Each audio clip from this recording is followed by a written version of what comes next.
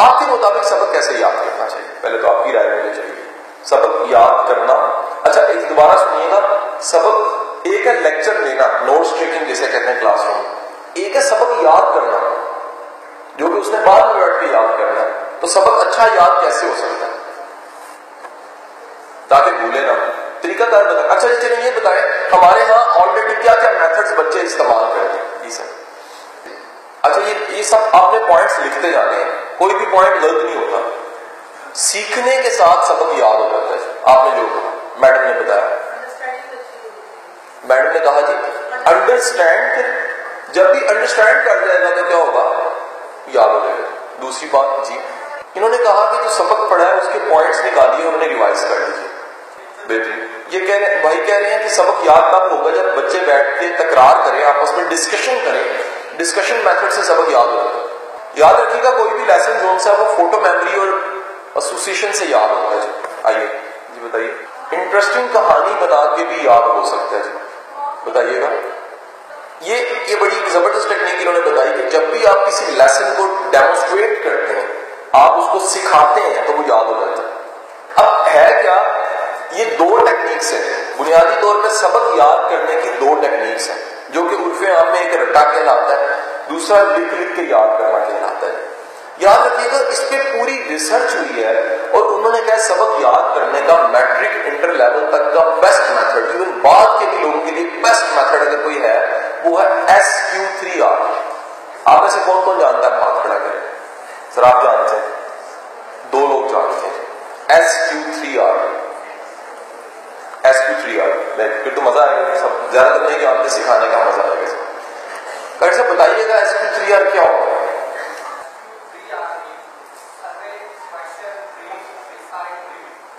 یس آپ بالکل صحیح کہہ رہے ہیں. Very good.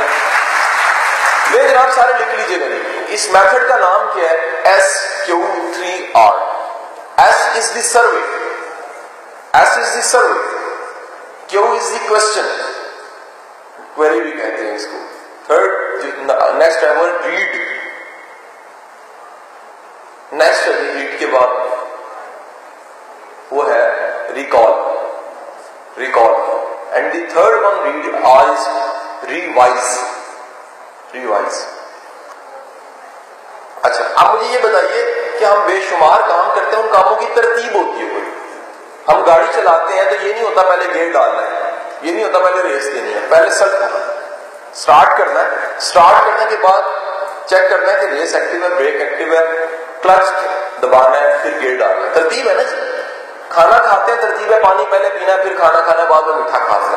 سر یاد رکھیے گا انہوں نے ریسرچ کی ہے کہ جو انسانی ذہن ہے، انسانی دماغ ہے، وہ چیزیں تب اس کے پاس زیادہ اچھی رہتی ہیں جب وہ اس پروسیس سے گزرا ہو. Survey, question, read, recall and revise. گزارش سمجھ رہے نہیں سمجھ رہے؟ انہوں نے کہا کہ انسانی ذہن ان چیزوں کو تبھی یاد رکھتا ہے جب پہلے سروے کیا ہو، پھر کوشچن اٹھائے ہو، پھر ریڈ کیا ہو، پھر ریکال کیا ہو، اور آخر میں جا کے کیا کیا ہو؟ ریوائز کیا ہو. اچھا اس کو میجک میتھڈ بھی کہتے ہیں. یہ جادو کی حد تک طریقہ ہے. دیکھا گیا میں اس طریقے سے متعارف ہوا تو میں شکریہ ادا کرتا جاؤں. The person name is doctor Ghazala Musa. Doctor صاحب جو ان سے ان کی کتاب ہے، میں چاہوں گا کہ آپ تمام جو ٹیچرز ہیں، میرے اپنے اسکولس کے ٹیچرز ہیں، زندگی میں جتنے ٹیچرز ملتے ہیں میں ان کو کتاب ریکمینڈ کرتا ہوں ضرور پڑھیں گے. کتاب کا نام ہے تعلیمی کامیابی کے راز. تعلیمی کامیابی کے راز.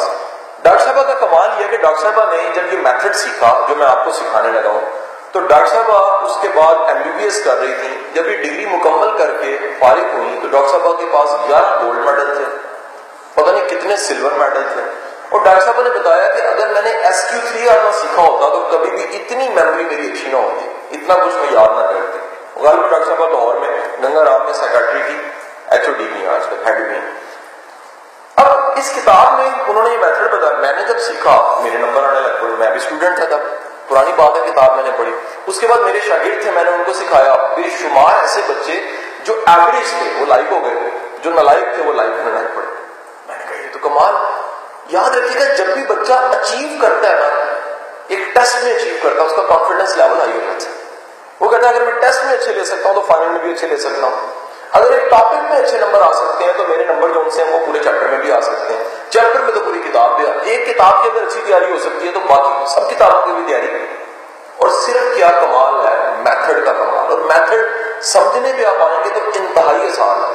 لیکن میں پھر کہوں گا جب بھی یہ میتھڈ سکھاتا ہوں تو ساتھ اول آخر ایک بات کہہ دیتا ہوں کہ ہمیں پھر عادت پڑی ہوئی ہے رٹے کی, ہمارے بچوں کو عادت پڑی ہوئی ہے رٹے کی. ایک عرصے سے وہ کان ایسے پکڑ رہے ہیں, جب وہ آج ہم سکھائیں گے نا کہ کان ایسے پکڑنا ہوگا, نہیں سر جی مزہ تو ایسے ہی آتا ہے.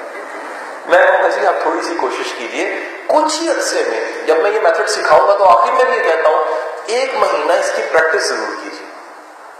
اور یہ آئیڈیل ہے, نیا سیشن سٹارٹ ہو رہا ہے سر اپریل میں سٹارٹ ہو, آئیڈیل ہے کہ پہلے مہینے میں اپنے بچوں کو ایک چیز سکھانی ہے. آپ سکھانا کیا ہے SQ3R. Sir I need a paper and pen, مجھے پیپر اور پین دے دیجیے گا یہاں پر.